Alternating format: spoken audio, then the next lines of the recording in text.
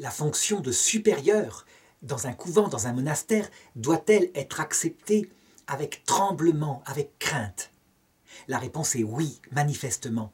Parce que cette fonction-là, qui a un sens sacré, donc qui porte la responsabilité même sur des âmes qui se consacrent à Dieu pour les emmener vers la sainteté, cette fonction-là, elle n'est pas faite par un robot, elle est faite par un être humain qui, s'il commande des choses qui se révèlent scandalisant leurs prochains, c'est-à-dire les faisant tomber, parce qu'il exerce une autorité par exemple trop tyrannique, ou au contraire trop laxiste, eh bien, il lui en sera demandé des comptes.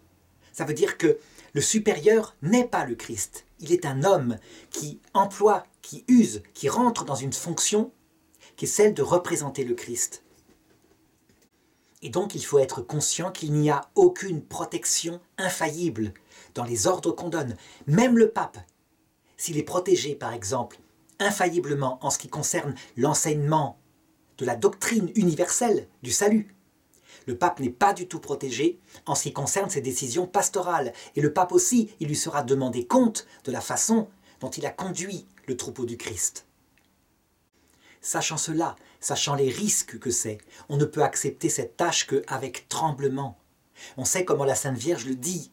Elle voyait les prêtres tomber comme des pétales vers peut-être l'enfer, espérons que c'est plutôt le purgatoire, mais de toute façon, parce qu'ils n'accomplissaient pas leur tâche comme il le fallait.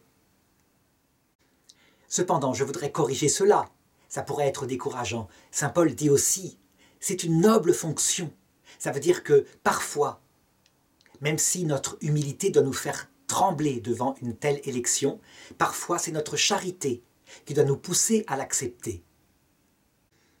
Par contre, si nous avons dans notre vie un passé lourd, un passé qui pourra véritablement apparaître et, je dirais, scandaliser des fidèles, eh bien, un supérieur qui serait élu doit être capable de refuser la charge en disant « je ne peux pas pour une raison précise accepter cette charge et véritablement, formellement, je la refuse ». Je ne parle pas de péché, tous les hommes ont des péchés, mais je parle de péchés absolument scandaleux qu'il y aurait dans son passé.